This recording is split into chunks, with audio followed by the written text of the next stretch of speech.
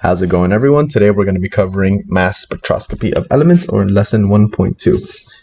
And in this, we need to discuss the different variations of an atom.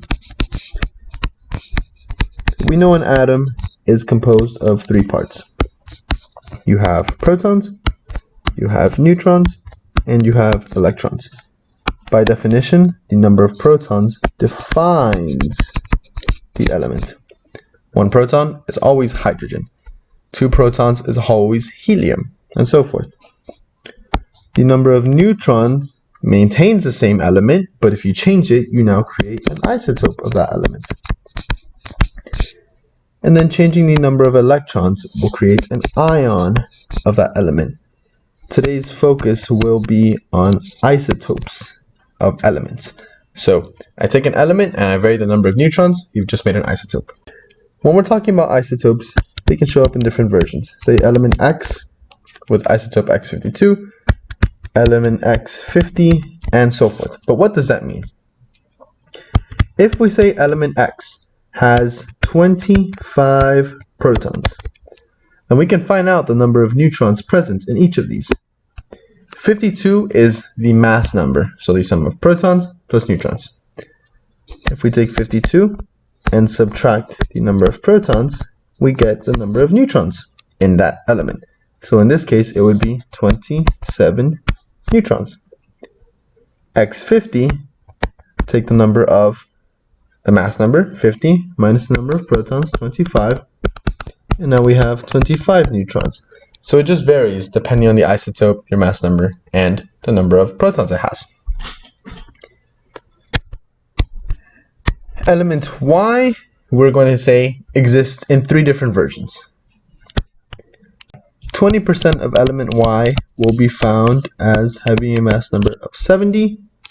25% of element Y will be found as having a mass number of 72. And 55% of element Y will be found with having a mass number of 75. What can you do with this information? You can calculate its average atomic mass. In this case, we had mass numbers. But sometimes you could be given its actual atomic mass. And if you were, the process stays the same,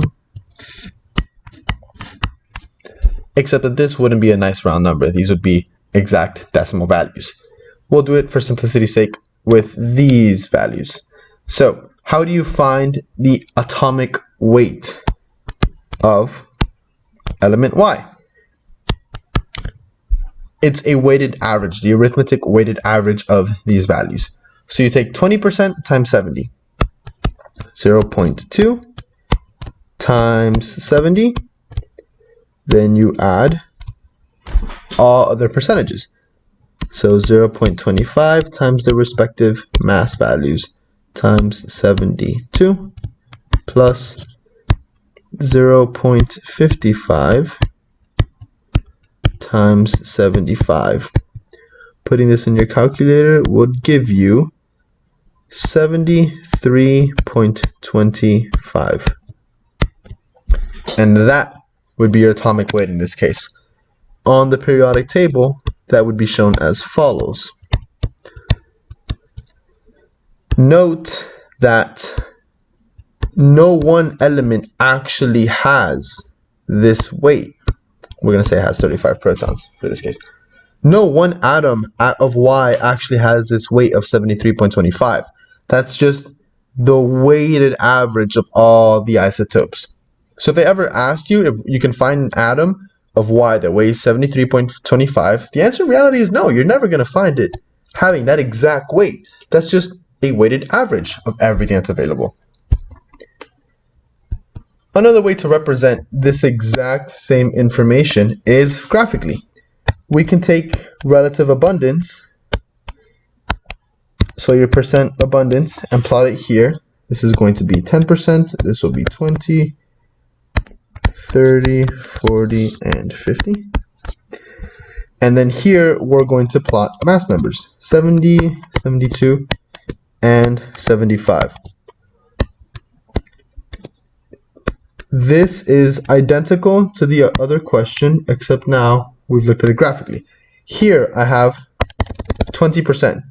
Here I have 25% occurring in that isotope, and here I have 55% occurring at that isotope. The weighted average math stays the same, and you could be asked to calculate the actual atomic weight of element Y based on this. That's all for today, guys. Thank you very much. Don't forget to subscribe and hit the like button. Take care.